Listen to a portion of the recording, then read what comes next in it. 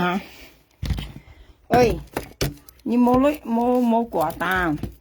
冇挂单含一睇翻嚟喐咪姐姐本月女入挂单嘛，佢本月佢講苗下亮佢講你按叫冇啦，你冇 wifi 啊冇挂單冇女啊叫含啱哋個年機器本機咧話佢講係入啊，啊我熱粒到暗熱廿粒就講係要女啊。呢度戰爭冇女，啊從今日二冇女學粒間，而且冇掛單了，係要掛單熱粒廿粒，啊熱劇廿劇，啊上邊用咧二冇女學入掛單咧，你就含嘢喐咪半二女入，啲啊咩到群西藝咧，門藝要女又入掛單冇咧，啊佢群西藝咧話你未消失係條。啊，從已經係咧，而冇粒間不啲冇掛單話，冇女學入掛單，冇女學入到係隔一喐妹姐姐講，一喐妹姐姐5嚿錢係咪啊？啊5嚿錢啊，冇女啊，梗係啦，幾多片嘢嚟女又夾俾就嚟女，啊幾多片拆落夾俾就嚟女，啊人家全人飛嘅佢頭呢嘅係麻花仔去記啊，佢計半月冇嗌話喐掛單冇話苗下兩嘢冇 cat 落佢講啊。啊，叫你冇劇叫啱喐咪姐姐含意話，一哋個年基本叫話基本要你入掛單咧話咦，嚇，切家單衫冇女係衝要女嘢係騙落翻仔女，啊呢騙計騙含記女潮，從間人道你生係扛我白一吉對齊記冇記啊，係麻翻隻記啊呢啲啊，對齊記冇記啊。佢叫阿花仔記熱晒，阿花仔熱晒已記2條本人道理嘛，cái人道理mà會要出嚟嘛嚇就係會，我很簽嘢人道理，你好掹跌出嚟啦，啲衰嘅，佢講我冇掛單喎，好少間嚇，佢嗱咪三冇掛單13點。你冇掛單，冇人半夜女嚇，一睇翻嚟啊，就五嚿錢啊，冇半夜女啊，吹個片呢。你啱未記嘅冇半夜女咩？啊，家好特色啊，見唔特色，家冇特色，見到你特色，一係點知啊？啱啱簽嗰條片，半夜看人以為消息，但係現在看簽到冇咧。幾兩公婆為突然為唱抗啊，戰爭突然驚啊！啊，看簽到冇咧，白切到咧，被嚇死下咧。我差不多要拿出去，佢白切到咧，被嚇死人啦！佢兩公婆啊，嚇被chết人啊樣啊！佢計5條半，一佢攤到半啲特別冇多少啊！佢兩公婆面被唱鬼啊！唔係呢條啱好唔係呢啲咯，我啱按隻下邊，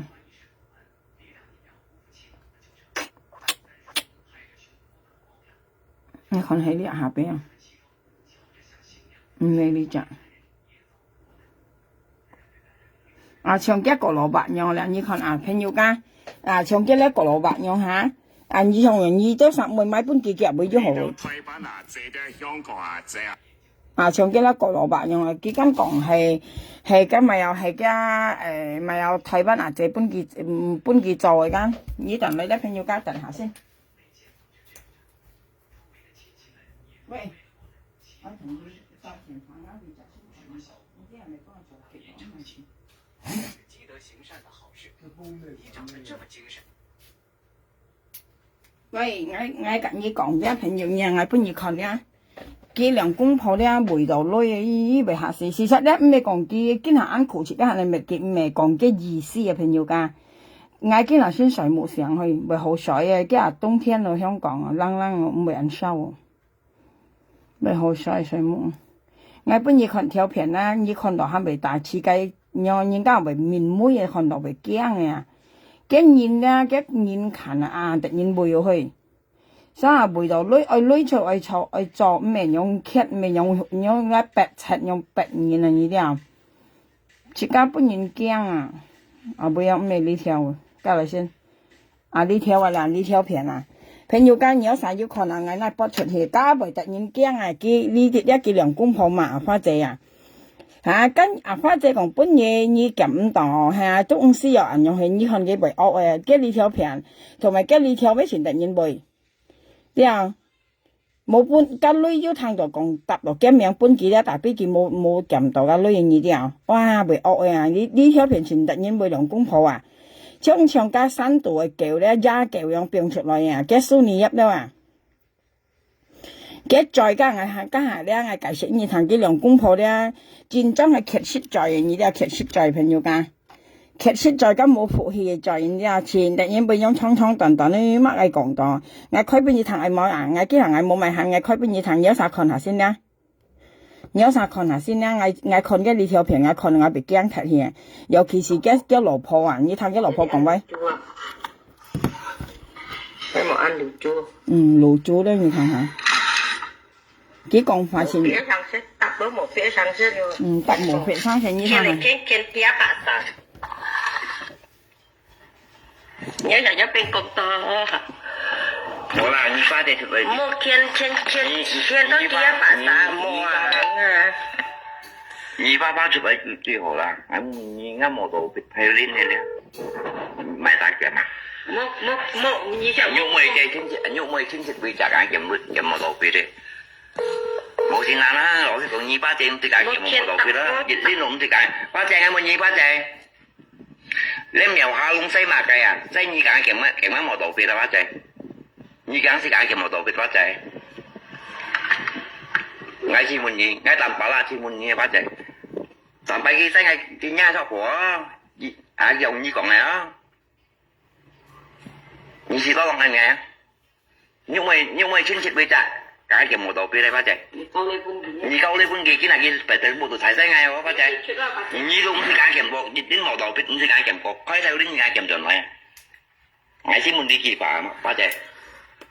ngay mấy cái chim gì vui ngay chim cái chim trong tùy trường này như là hay diêu tủ diêu qua đây như khi bữa nào ta bao nhiêu còn ngay đi ngay ta tập hết gì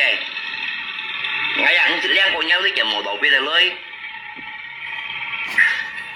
diêu như tụ còn diêu không bà mà sao không bà ngay tầm bà la mau hết đi ngay suy à cái dục bằng xí hả là đi mèo luôn ngắn lẹ ngay lại bàn mà ngay si dùng như cái một đầu biết chọn là khơi theo đi nè như biết cái một đầu biết chọn là phát triển nhớ đi kịp bún là sao kịp bún nhung mày chính chỉ là mèo ha lung lọt còn bơi với cầm cái sông này con riêng cầm xong qua đây kia si bọn em mà như trên đến cùng như còn phải nhung mày xe đó còn bơi là cái lần còn bơi là cái lần khác đó ta bộ nhớ phát triển trên đến ta bộ nhớ đi ha cái lần khác đó ngay tại vì còn có một tổ phía đây cha cái thằng như còn ngay thằng nghe thằng hả mà có một tổ phía theo lên làm mèo hai lung mà còn ngay cả như kèm cái chiến sĩ này mà ngay mua kèm mà la ngay mua cả như kèm cái chiến sĩ ngay mua cả như kèm mà như cả như kèm ngay ôm tiền như thì như đến còn này đấy như cái còn cả cái cha lưới hả phải to lắm cả对你打電話過來，你叫佢多兩間。要，家呢個真係。要開下未啦？幫你開下要嘛？要，你唔係兩位講，唔係兩位講，而家要，發仔。我講呢間有打工啊，打電話啊，呢個發仔，呢個啱冇道別，不當係幫兩人啦，呢夾盡啦，呢個呢夾盡啦，冇事咪搬應該對呢人有國家嘅狀勢啊。冇夾幾位㗎？要，過嚟見下咧，發仔要，見下啲咩講家話用，最開頭呢啲揀嘅冇道別就夾料，不然。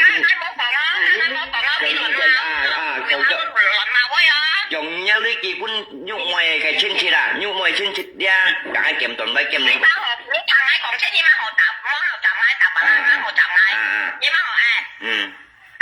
cái như các cái bà quân này còn phát chơi mày sao tôi luôn anh tổ đeo trên đi phát chơi nhận chứ anh nhau còn tập mà.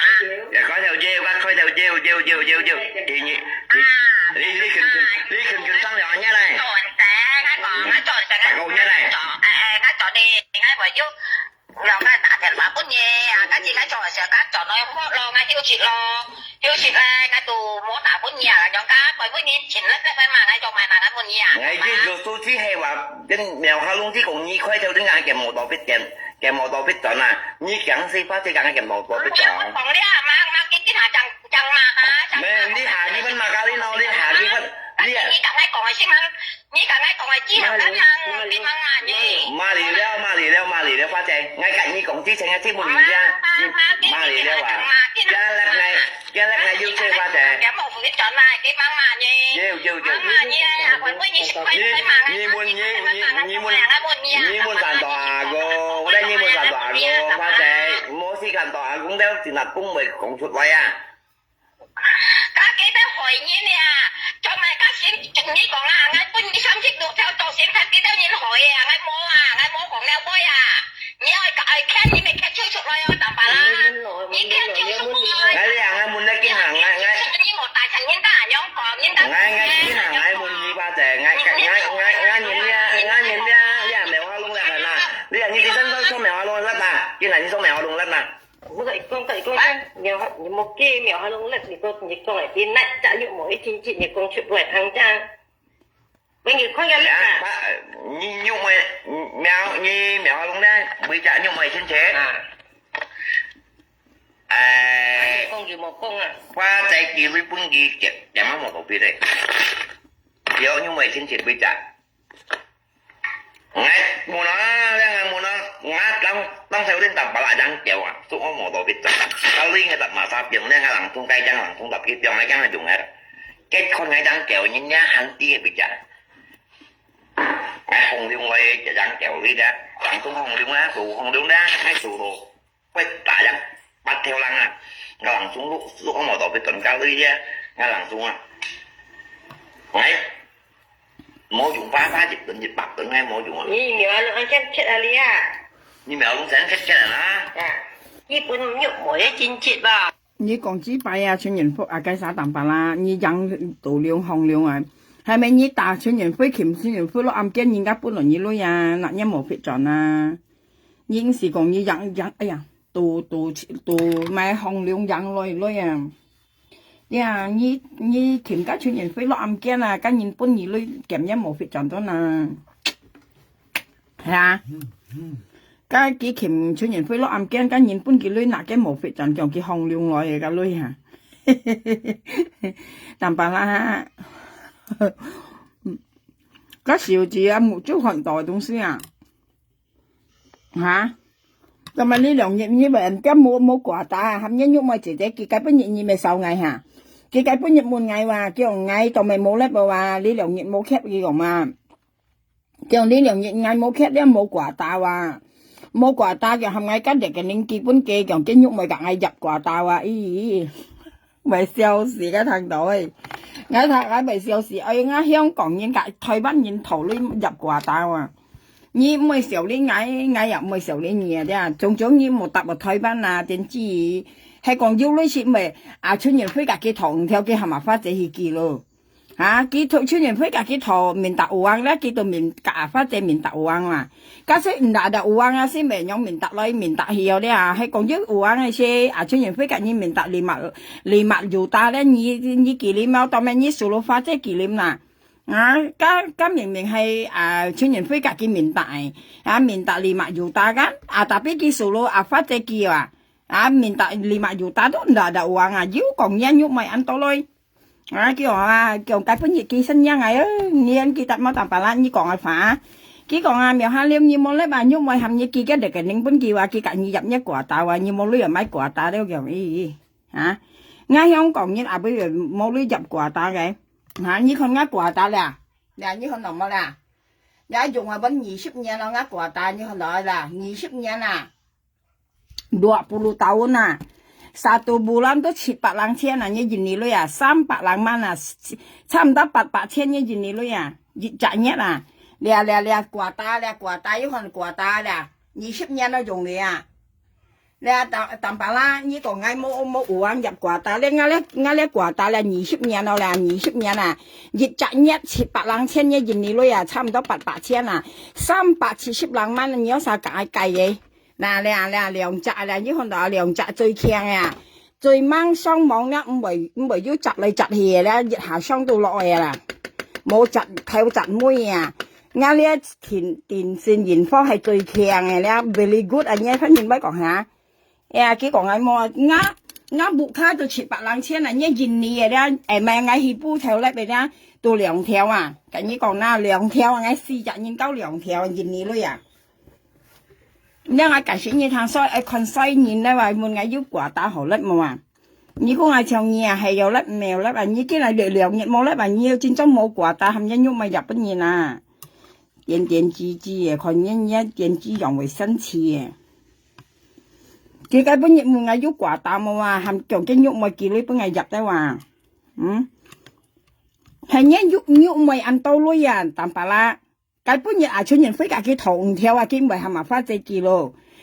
人道你唔使嗌行學筆，唔係抄3隻嘢嚟記咯。抄麻花隻記同埋金梅隻咯。其實唔大玩了，呢度騙嗰度騙了。你都未看細嘅啊，喊到啲嗌黏杯講翻出去啊，所以你咧冇電子又講乜嘢，你咧識電子啊，咧電子然後格電子然，應該黐呆又湊埋一台啊，你識黐呆湊埋一台啊。基本嘢佢看細嗌咧，叫嗌冇甩，都佢講啊，嗌冇掛帶咧，佢喐咪叫你本嗌入掛帶都咦你台灣人看細香港人。本係笑你啊，咁你講啦，最好得都冇雙細菜，是啊，雙細菜冇意思，人生啊你了，嗌冇看細你就好叫事了啊，你愛看細嗌呸，佢啊係講要女嘢嗬，咁人道理嘛，細嗌扛我白啦，你湊啊，喊你湊阿花仔，湊妹仔，你喊冇女嘢熱生人記啊，你湊雞湊，跟住春園會大田隔幾頭5條啊，佢係麻花仔去記，叫麻花仔去記啊，花仔佢講啊，你隔嗌記女號嘛，基本春園會佢講啊，隔花仔問佢當咪以為係咪記，話佢講啊，春園會隔嗌頭啊，佢講佢去先當前吉受尼王啊，要你當咪記以為係花仔記啊，你係叫麻花仔記呢度咪嗱，隔佢講，你人記唔好講，記你唔好講，當咪唔好講啦。你冇係麻花仔記5條本春園會上班未見啊？你冇女都冇記話係冇啊？春園會人你頭你講係冇女嗬，係冇女你夾皮晒頭了，你冇係麻花仔花仔你係啥？一咩一仔又唔明你當咪叫人記啊？人家愛記又難啊，唔係記又難啊，攞夾皮唔要樣啊？你冇女都冇女話，當咪以為係人記啊？唔係少呢？佢基本嘢係冇嗌要女入掛打冇得話，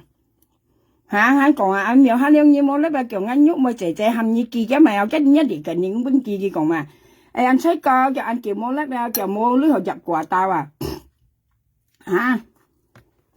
啱冇 WiFi 啊，你現你女熱賺一啊700-000啊370人370人唔係幾多女朋友，你解慢慢計嘅，我已經用20年啦嘛。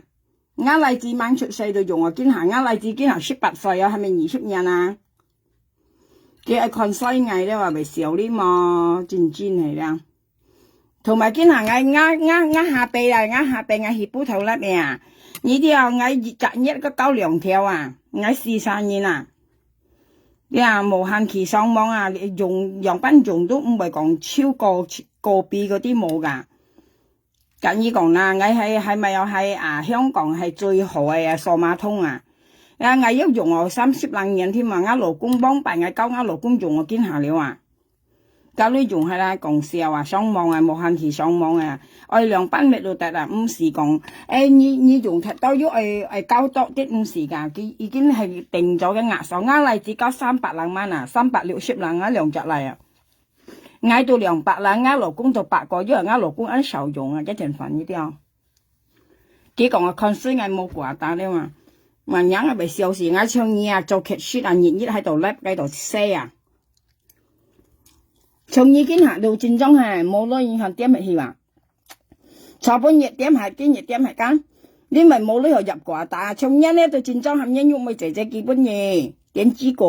你講嗌你真真嚟咧，像一咧真裝嘅啦，你冇理由入過單，你含一喐咪姐姐基本要入過單。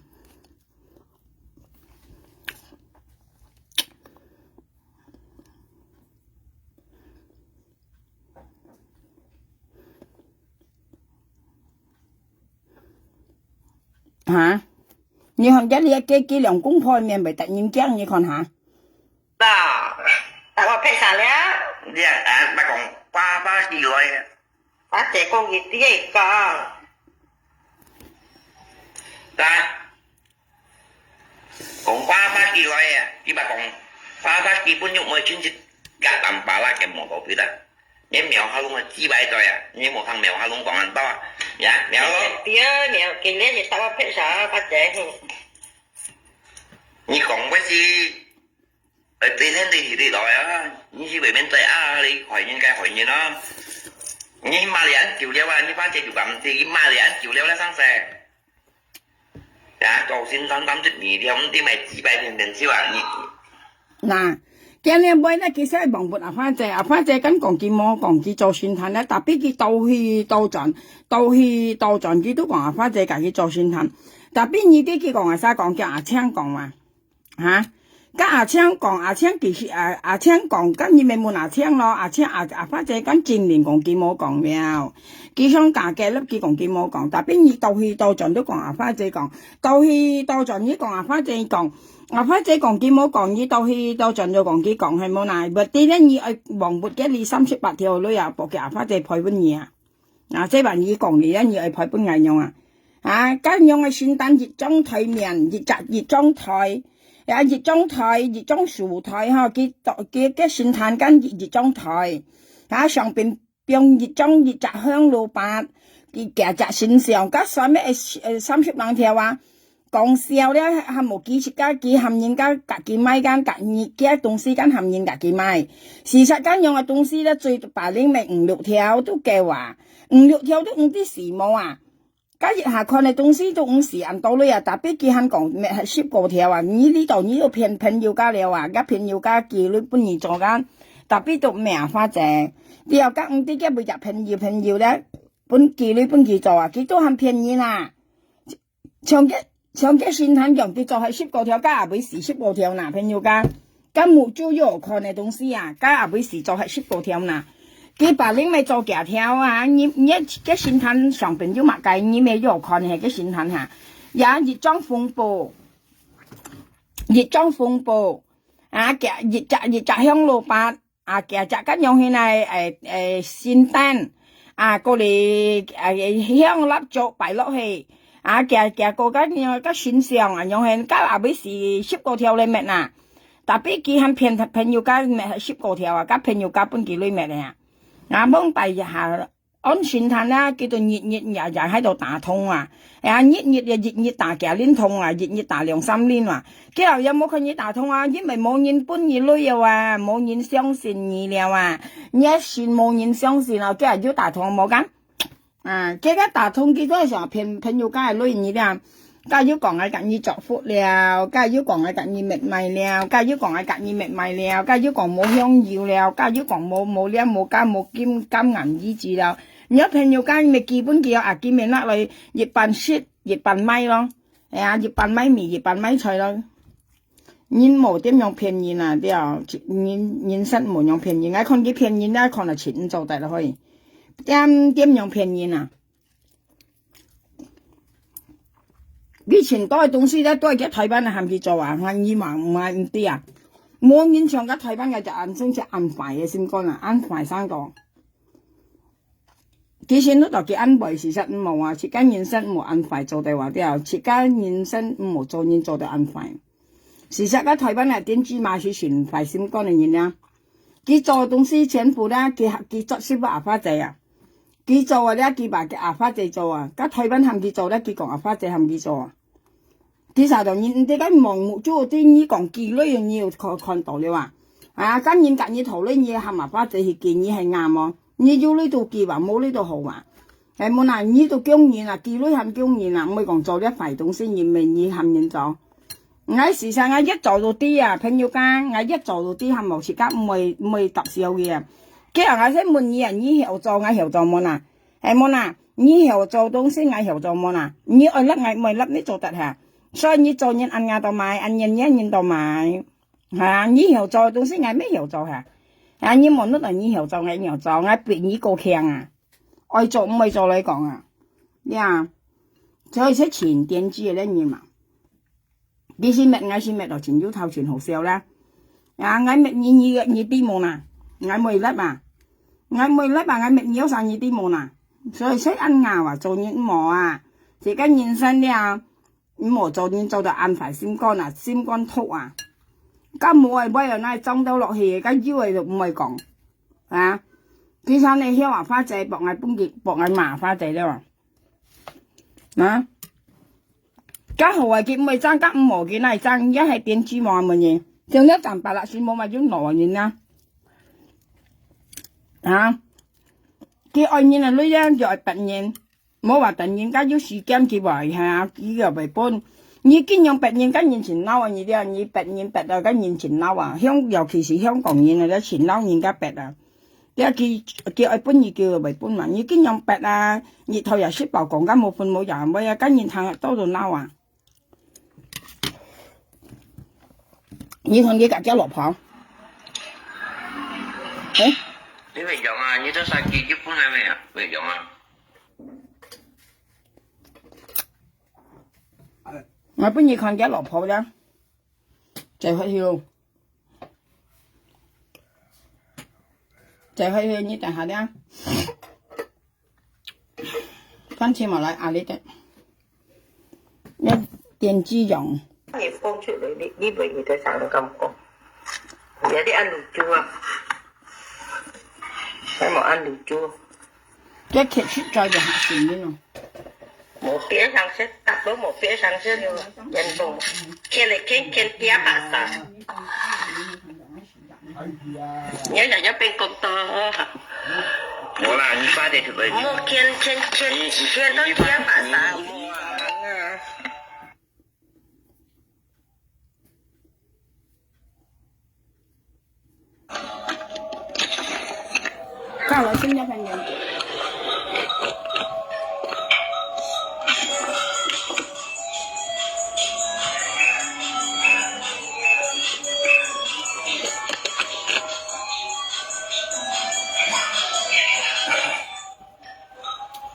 Papa, tôi nhìn nha ở lỗ suy đồ Papa. Ni nha pun nhìn muốn tôi như anh đi bị gì à? Ngang ngay tầm bà la không cả cái mình nhà như bộ kết ngay giờ sống ngồi dùng này à Papa sao như bộ kết ngay lên giờ sống cả cái ngồi dùng này giờ đi bộ thì riêng cả cái mình nhà đây tầm bà la đã thành bà cả xẻo chăng ca như đồng sao đó như em đâu biết thân như bệnh cầm chặt cầm nạt tầm bà la thành Papa tôi nhìn nha tôi trả lỗi chuyện gì à như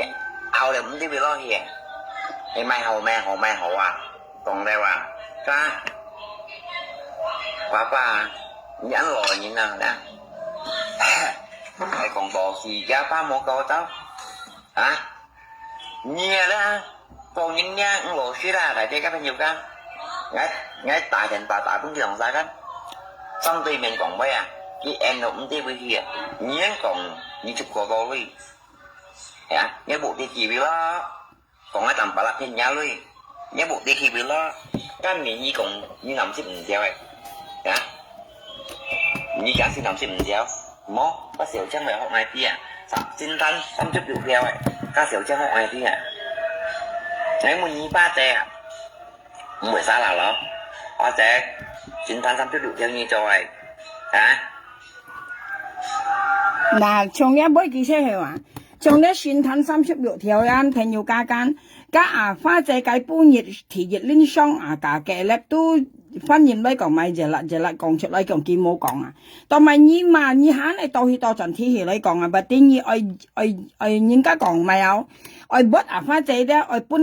意思阿花姐妖講，但邊你冇搬幾人愛屈你搬嚟用啊？嘅咧即叫恐嚇你啲啊，咁阿花姐提熱恁商價嘅咧，價嗌窮下商幾咪講幾冇講啊？呢杯啊，但邊你記講阿青講緊，阿青講花出乜愛害你搬害阿花姐搬你嘛咧？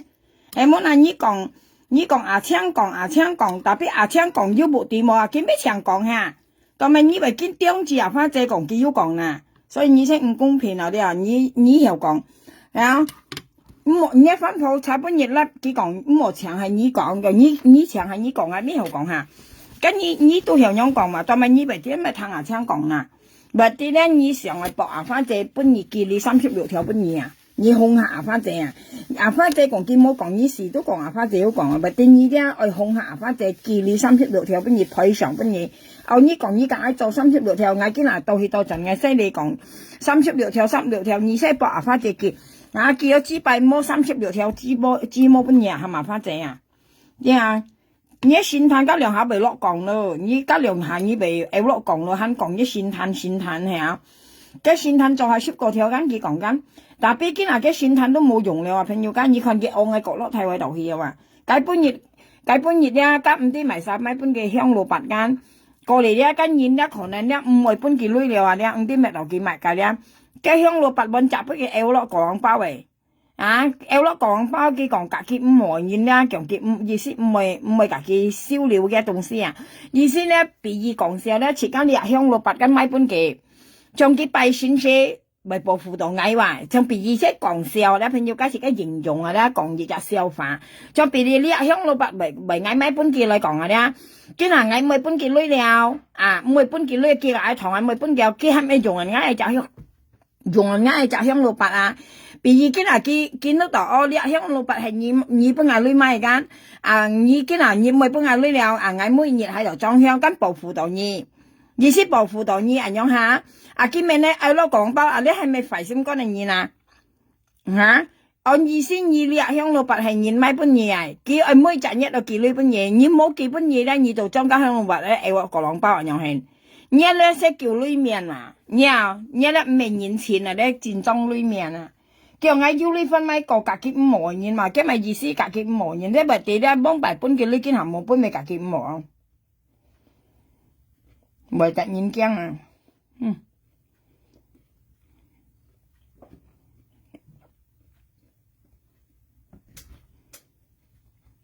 其實講幾多朋友㗎，講價是3點啦，你講價3年都講唔少嘅東西啊。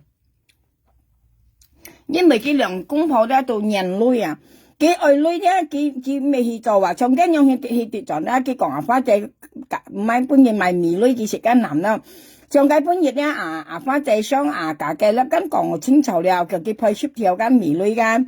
叫佢去想打花姐啲話，但必佢講橋飯咧，攞花姐含佢去打樣啊，含佢去簽白日擔啊，所以咧現咧5點現好啊，喺講做事花姐含佢冇配啊。佢切緊人大識定嘅話，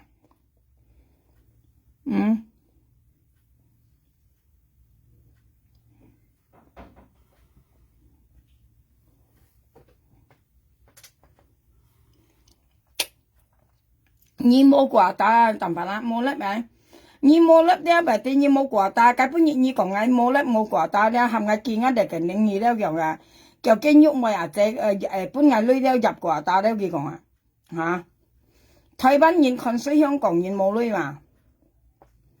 好笑啊！從呢種到一個人個年紀係本嘅含幾入個大本嘢，而家人咧嘅嘢，而頭又識報道咧講7講8間，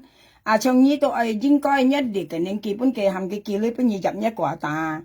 之後依個本嘢佢看衰嗌咧喂。佢又描下兩二冇粒啊！佢講啊，二冇女學粒係講啊，二冇女學粒咧，一條近年基本跟喐冇日仔話，佢夾硬入一個打話，呢班錢少呢嘢呢嚇，唔啲少呢嘢，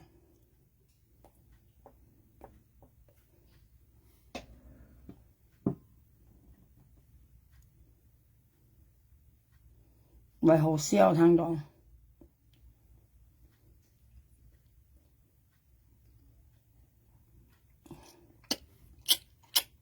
係咪啊？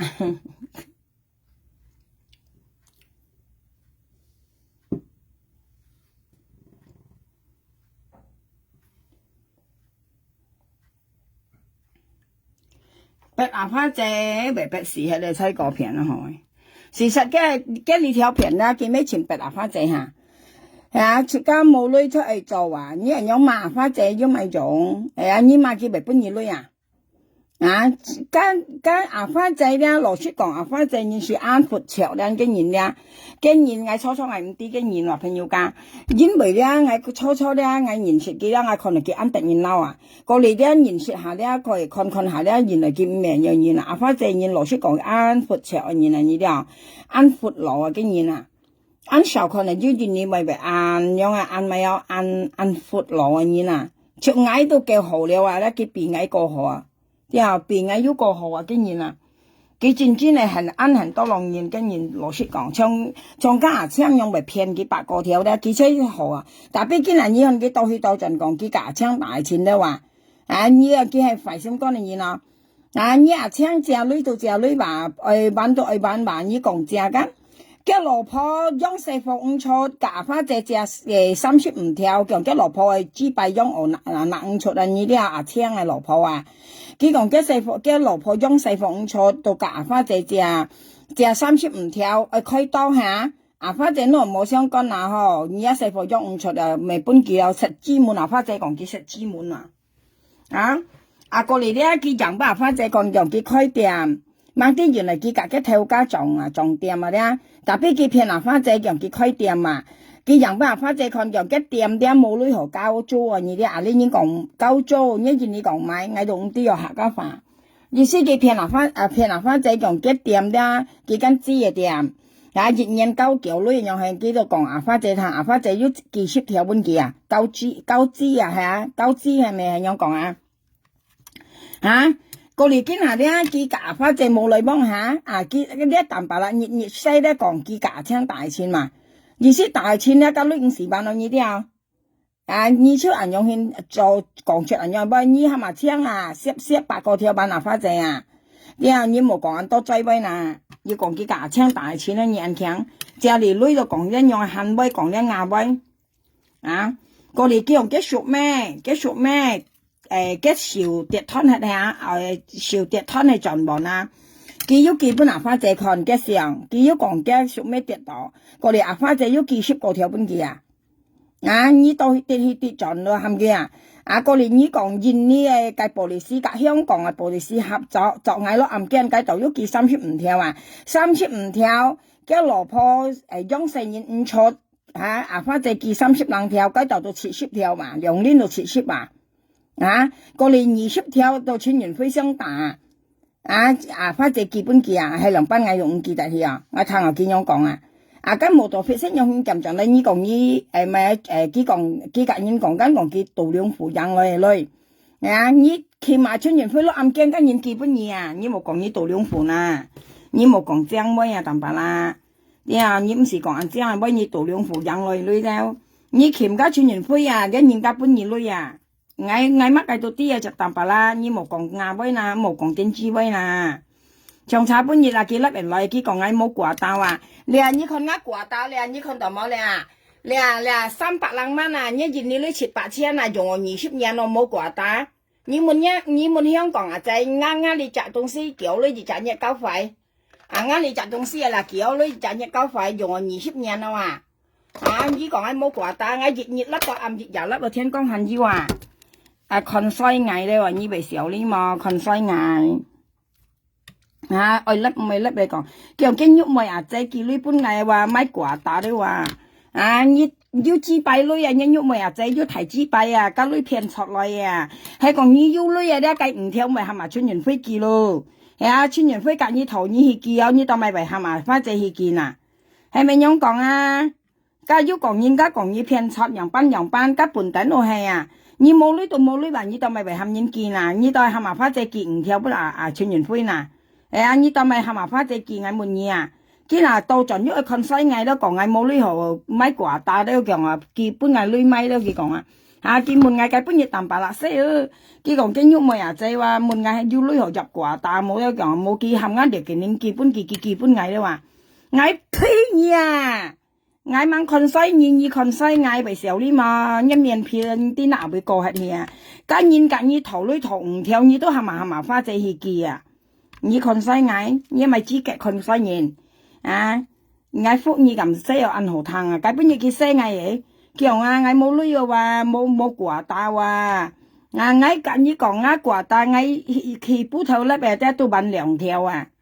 ngày khi bút thầu lấy về quả ta tôi bán两条啊1000吨啊香港女啊43年啊嗌兩隻嚟嗌老公隔嗌啊已經揾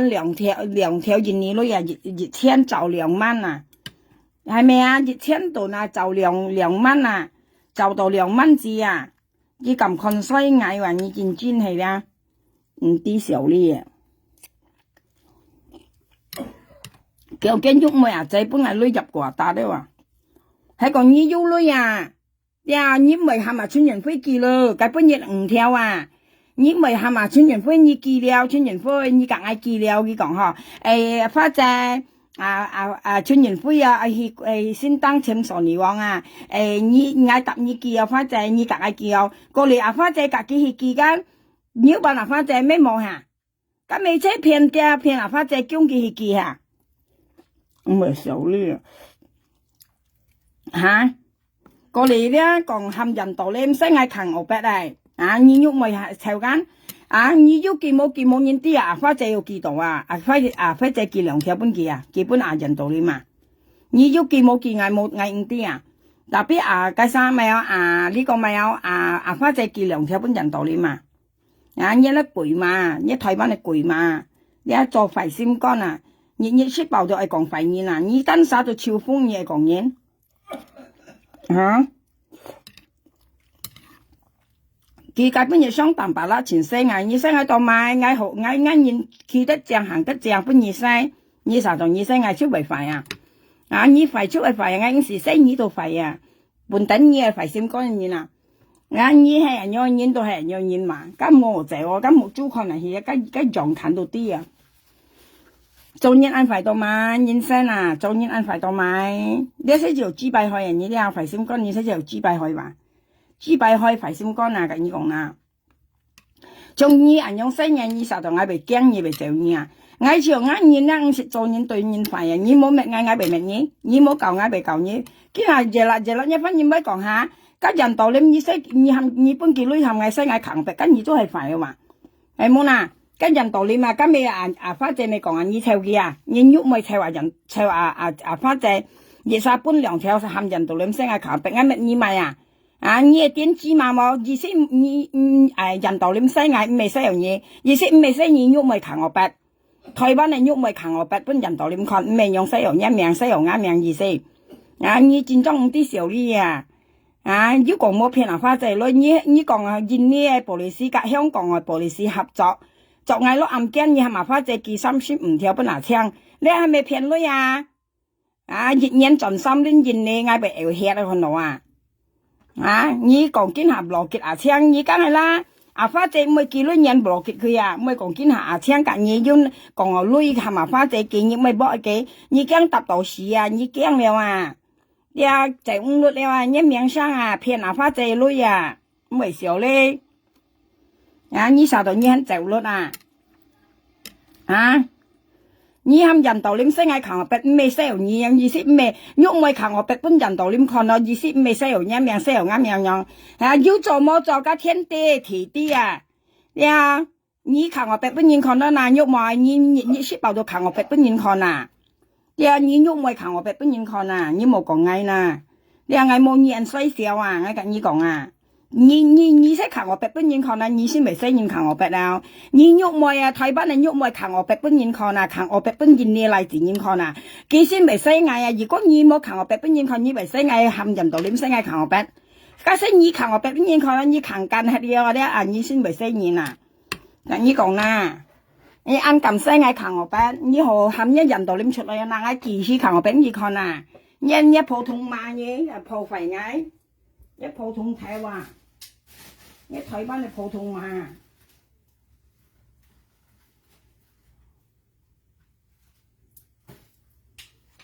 啊，你台灣係普通嘛？啊，先破壞啱樣生。嚇，喊人道念生嗌扛我白，啲為你每日扛我白本人看麼啊？本人道念看麼啊？喐妹啊，每日扛我白本人道念看啊！如果唔係佢為咗喊人道念生嗌扛我白嗱，既然你學生嘅人道念出嚟啦，嗌門記啊，嗌技師扛我白唔佢看埋晒喊你啊！啊，特別嗌目的是車車啊，花仔講你臭嘅啊！啊，你臭啊，花仔人道念啊妹仔3年記錄條㗎，啊，你喐妹臭㗎。你講喊花姐記2條，妹姐記2條，你記2條，冚家人道念聲係扛我白間，你冇學仔話嗌人戰物戰都要啊，你啲人戰就花姐，物戰就係啱目的，啲花姐撩去生一車車啊，你就唔錄啊，跟你講，你愛破壞人都冇俾本人家講，唔怕本人講啊，啲切間人啊，啲説得含而帶得好啦，你聽懂嗎？啲愛講嘢愛本人講啊。你冇話到你面上有刀強啊！強嘢支幣啊！你看你着衫褲咋？着到了個普通馬貴馬樣啊！愛講人家撥牛白你講愛撥牛白，你都咪識沒有介紹沒有？你都咪識介紹沒有龍錢調資啊！龍錢你又白安開哦，你愛調資哦，你都咪樣識啦！你人樣識都唔係時候咧，愛撥牛白嘅時候咧。你韓國鄉龍車我支拜開哦，愛調資哦，韓國鄉你小李你支拜開你請你老公調你來請龍錢調攤下來，你愛講愛撥牛白。anh em kiểu chi đấy, ông chế này ngay ăn hơi rồi, anh em kiểu chi đấy, ông chế này ngay ăn hơi rồi, anh em kiểu chi đấy, ông chế này ngay ăn hơi rồi, anh em kiểu chi đấy, ông chế này ngay ăn hơi rồi, anh em kiểu chi đấy, ông chế này ngay ăn hơi rồi, anh em kiểu chi đấy, ông chế này ngay ăn hơi rồi, anh em kiểu chi đấy, ông chế này ngay ăn hơi rồi, anh em kiểu chi đấy, ông chế này ngay ăn hơi rồi, anh em kiểu chi đấy, ông chế này ngay ăn hơi rồi, anh em kiểu chi đấy, ông chế này ngay ăn hơi rồi, anh em kiểu chi đấy, ông chế này ngay ăn hơi rồi, anh em kiểu chi đấy, ông chế này ngay ăn hơi rồi, anh em kiểu chi đấy, ông chế này ngay ăn hơi rồi, anh em kiểu chi đấy, ông chế này ngay ăn hơi rồi, anh em kiểu chi đấy, ông chế này ngay ăn hơi rồi, anh em kiểu chi đấy, ông chế này ngay ăn hơi rồi, anh em kiểu chi đấy, ông chế này ngay ăn hơi rồi, anh em kiểu chi đấy, ông chế này ngay ăn hơi rồi, anh em kiểu chi đấy, ông chế này ngay ăn hơi rồi, anh em kiểu chi đấy, ông chế này ngay ăn hơi rồi, anh em kiểu chi đấy, ông chế này ngay ăn hơi rồi, anh em kiểu chi đấy, ông chế này ngay ăn hơi rồi, anh em kiểu chi đấy. Ngài bút ở bạch có xéo lý hay như theo nhìn tiểu chi có xéo lý ai còn ngài bút ở bạch tiêu cạc đấy bút ở bạch nhìn cho pen nhiều đấy mà ngã ở bạch là bút ngài tầm bà là con nhím mà kia xéo như còn ngài nhận đồ kia như thế nào tao như chặt lắm thì nhìn bút ở bạch là các bạn xem trong đồ lấy shit đâu mà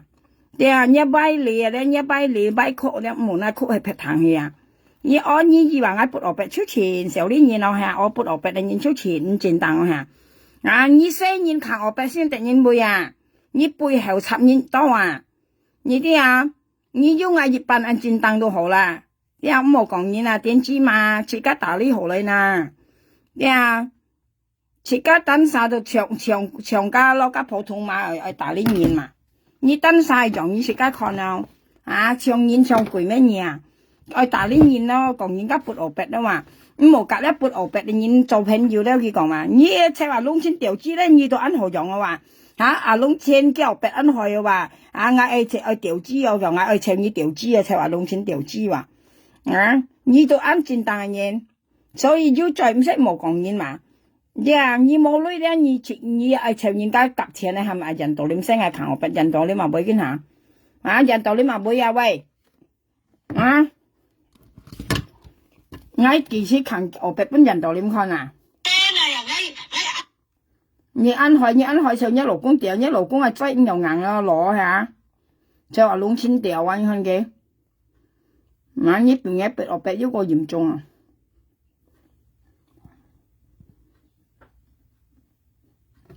人道咧，啊，呢只啊，呢只你嗱，你個愛情佢出來啊咧，你喐妹咧，你含佢生嘅糖白咧，啊，你個愛情佢出來啊，你冇得到嗌苗下兩下咪變過你，萬一變過你啊，人道咧嘅時候係咪喐妹糖白你看啊人道咧，台灣嘅喐妹糖白你看係啊，係咪台灣嘅喐妹糖白你看啊人道咧，你識到嗌啊係咪啊？cái thời bên này nhúc mồi à khẳng ở bên dành tổ liêm con à phải nhúc ca cái xây tổ ngày à cái hàm cái dành tổ liêm xây ngày nhưng coi hay thời bên này nhúc mồi ra khẳng ở bên dành tổ liêm con但係cái xây tổ ngày à hàm dành tổ liêm xây ngày à nè như chờ với cô hay sao chờ với nhau nhé mới出嚟啊你mới出嚟咩nhất liệu theo sự thiếu mang liệu theo ai lấy sự thiếu mang ở ngay kỳ cái liệu theo bên gì mà nhất liệu theo lấy sự thiếu mang như hàm mà phát chạy căn loại như này kỳ lấy bên gì phô phải ngay như vậy sao đi mà sang mô miền cái sai ngay khẳng ở bên kia còn là như thế hả nhớ sao hay còn mới phát chạy còn trở lại都冇人啲啊nhớ mày chỉ bài miền như cái nhục mày hàm cái sai ngay khẳng ở bên tiểu nhà mẹ như ăn một gì hết cho nhện hả liệu theo anh cái lối như tụi anh nán như không mang tiền出來那人道理嗌第二ăn橋啊嗌細細下ăn橋了啲啊你嗌夾嗌交代呢件事啊